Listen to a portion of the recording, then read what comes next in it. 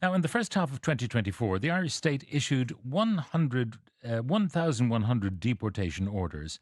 It's a tougher stance on immigration, and it could see, if the statistics hold, a record number of 2,000 deportation orders issued by the end of the year.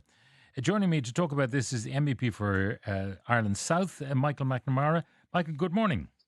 Good morning, Pat. Now, you've been critical at the state's inefficiency in handling the whole asylum processing process. What do you think of what's been announced?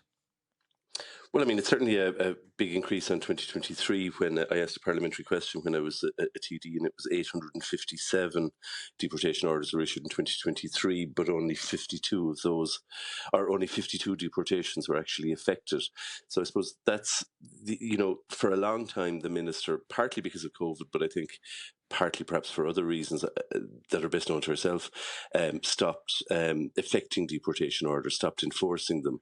And I suppose that becomes a problem. But I mean, a deportation is a horrible thing. I mean, it's forcibly removing somebody from the state. It's somebody who's come to the state hoping for a better life and they're being forcibly removed.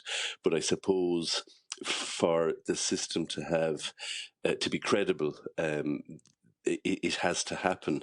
It's also supposed to come at the end of a very detailed consideration of the person's family situation, the links they've built up in the state, and of course, the longer the whole process is taking, the more links there will be, but also their employment prospects. And for a long time, the Department of Justice were saying, you have no employment prospects in the state because you've no right to work in the state. Now, that went to the Supreme Court last year, and in principle, I think the Supreme Court, not in the particular case, but in principle, they found that was sort of not a proper consideration of somebody's work status. You could have somebody who's been contributing to the economy, working, paying tax for a long period of time and still being deported if that's the way that's considered. But I suppose, sorry to go back to your original question, it really depends on what the minister intends to do about enforcing Yeah. Now, deportations. they hope when they have deportation orders that people will just leave voluntarily, and every year some do. They say, okay, I've no future here, I'll make a future somewhere else. But then That there is a cohort that have to be physically removed from the state. Yeah, I mean, I think in 2023 there were 28 of the people were confirmed to have left the state after the deportation order was issued, and as I say, 52 deportation orders were enforced. So that is, I suppose, a relatively low proportion of the deportation orders made and a low proportion of the deportation orders that were in being by 2023, because there would have been deportation orders in being that were issued in previous years that wouldn't have been affected as well. So that is it really comes down to, it's easy to sign a piece of paper, Yeah. but it's much harder to affect it. And there are states that I think don't really cooperate very much with the Irish state in Mm. deportations, because ultimately travel documents, people may not have travel documents or may not be willing to cooperate. Travel documents will have to be issued by the state to which they're to be returned. The states may not cooperate.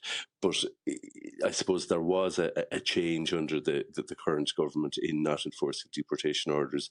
It would seem that people became aware of that, and Ireland became perhaps a more attractive Yeah. destination country on the basis of that. Yeah. Now, there's talk of a charter aircraft service being introduced that would bring people back to Mm. other countries. And I'm intrigued by this because you've got people coming from all over the place. Do they just say you came in on a Ryanair flight from the UK, that's where you're going back to, and they arrive at this charter aircraft gets a slot and arrives in Gatwick or Heathrow or Luton or wherever and says, here you are, off you get.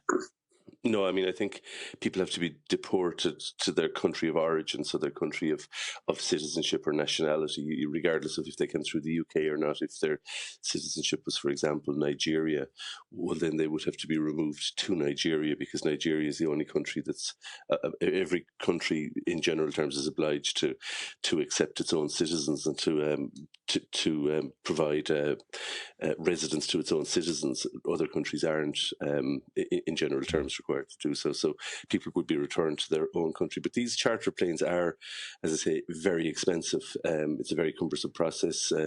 Previous ministers have pointed out that it is likely to, there are likely to be court challenges to it.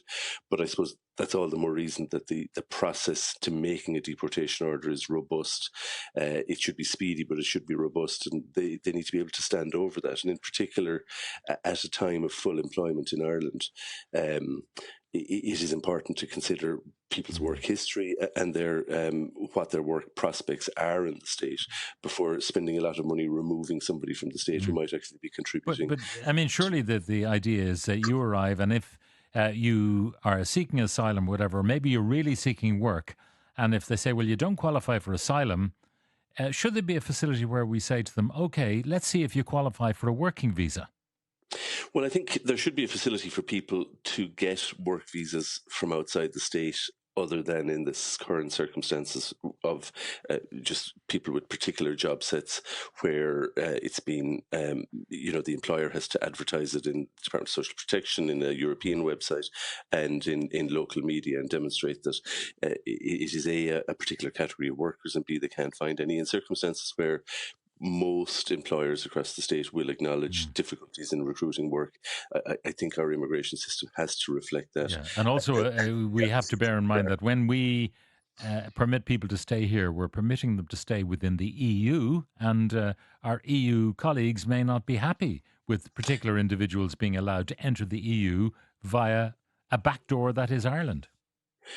Yeah, not necessarily. I mean, if a third country national is granted the right to reside in Ireland, for example, a Nigerian person or a Chinese person, that doesn't give them the right. If they're in a Schengen country, but we're not in Schengen, that would be the case. But because we're not in Schengen, that particular consideration doesn't apply, or in general doesn't apply. Michael? But I suppose it is a case of balancing our societal needs, what we the infrastructure that we have available to us, and also I suppose our economic needs, and that